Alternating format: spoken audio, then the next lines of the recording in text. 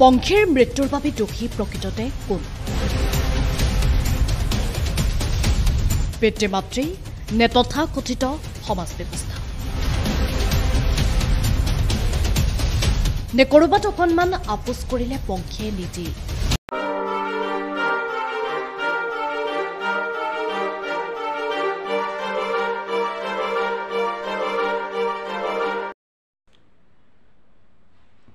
আপোনালোকে সকলোৱে দেখি আছে আজিকালি ফেচবুকটো খুলিবই নোৱাৰা হ'ল, ইমান বেয়া বেয়া ঘটনা কিছুমান দেখা পোৱা যায়।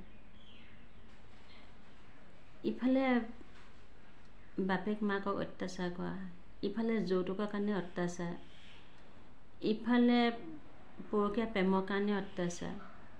আজি পংখী সেইটোৱে হ'ল, আজি পৰকীয়া প্ৰেমৰ কাৰণে নিজৰ স্বামীয়ে তাইক হত্যা কৰিলে।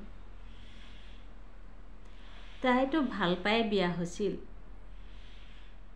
তাইতো কোনো দুখো কৰা নাছিল। আজি ভাল পোৱা মানুহজনে তাইক এনেকুৱা এটা কৰিবলৈ তাই সপোনতো ভবা নাছিল। কি দুখ আছিল তাই?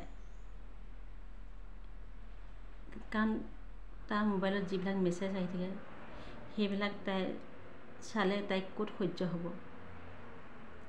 সেয়েহে যেতিয়া তেওঁ কয় আৰু সেইখনেই তেওঁলোকৰ এখন কাজিয়া সৃষ্টি হয় আৰু স্বামীৰ হাততে তাই মৃত্যুবৰণ কৰিছে। আজি কিছু লোকে কমেণ্ট কৰি আছে যে চাকৰি কৰা ল'ৰালে বিয়া দিয়া নহয় মজা পালি। সেইটো কথা নহয়। আজি প্ৰত্যেক মাক বাপেকে চিন্তা কৰে ছোৱালীজনীক এটা সৰু সুৰা হ'লেও চাকৰি থকা ল'ৰালে বিয়া দিব। কোনো মাক বাপেকে ছোৱালীজনীক দুখত পোৱাটো নিবিচাৰে।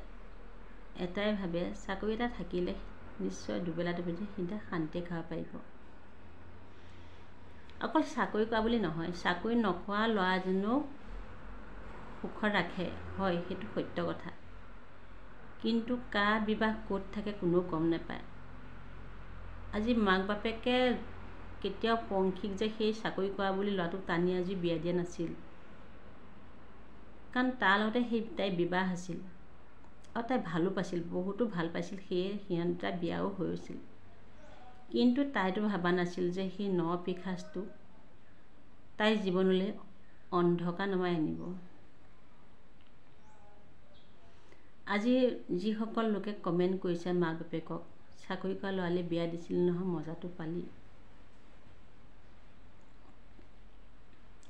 আজি পংখী মাক দেউতাকক ইমান বেয়াকৈ কমেণ্ট দিছে, চাই বহুত দুখ পাইছোঁ।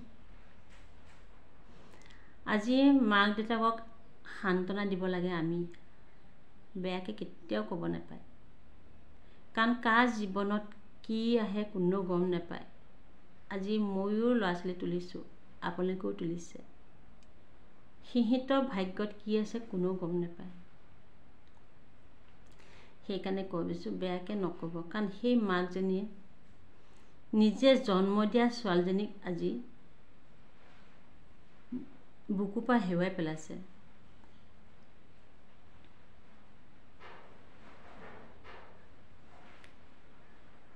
সেই মাকজনীলৈ চাওকচোন ইমান হিয়া ঢুকি কান্দিছে, মোক কলিজাজনী ক'লৈ গ'ল। আৰু সেই মাক দেউতাকেহে বুজি পাইছে সেই জুইকুৰা। ইমান বেয়াকৈ কেতিয়াও নক'ব, কাৰণ কাৰ জীৱনত কি হয় কোনেও গম নাপায়।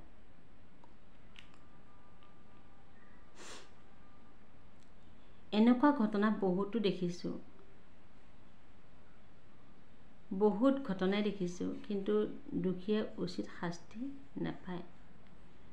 দুদিন জেললৈ যাব আৰু তাৰপিছতে মুকলি আকাশৰ তলত আকৌ আগৰ দৰেই তেওঁলোকে ঘূৰি ফুৰে।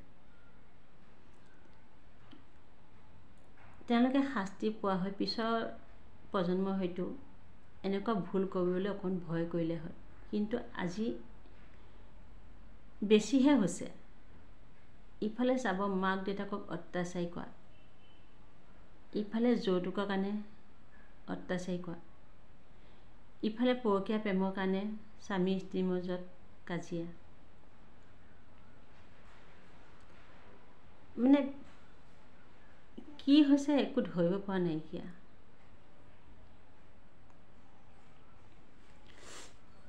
এনেকুৱা ঘটনা যাতে আৰু নহওক। আজি পংখী মৃতদেহটো যেতিয়া দেখিছোঁ বহুত দুখ পাইছোঁ।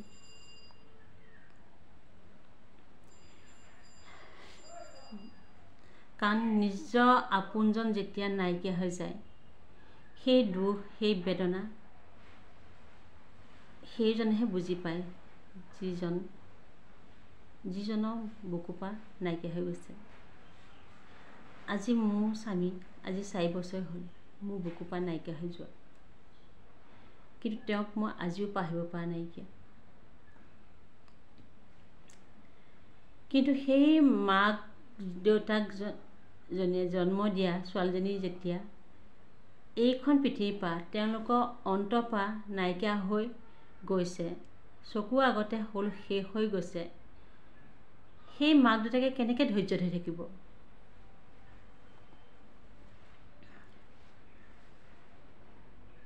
শেষত ক'বলৈতো ভাষা নাইকিয়া। তেওঁলোকক সাহস দিয়ক, যাতে তেওঁলোকে পংখীক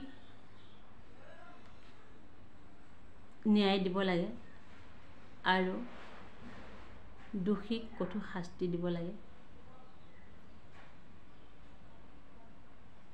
আৰু কি ক'ম, সকলোৱে দেখিয়ে আছে, সকলো বুজিও পায়। সেই মাক দেউতাকলৈ বহুত দুখ লাগিছে। শেষত এটাই কথা, দোষীক কঠোৰ শাস্তি দিয়ক আৰু যাতে দুনাই এনেকুৱা ঘটনা নহয়। নমস্কাৰ।